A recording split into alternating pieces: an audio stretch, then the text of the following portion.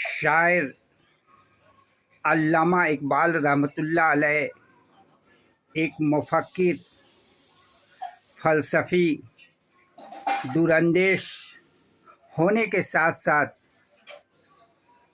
अल्लाह का वली अल्लाह भी थे। इसीलिए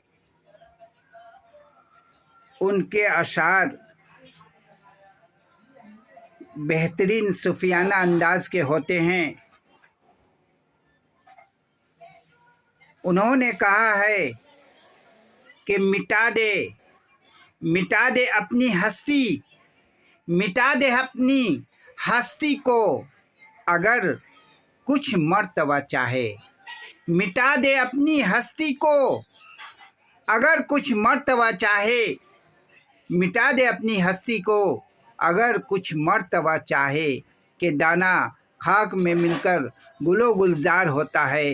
कि दाना खाक में मिलकर गुलो गुलजार होता है। कि दाना खाक में मिल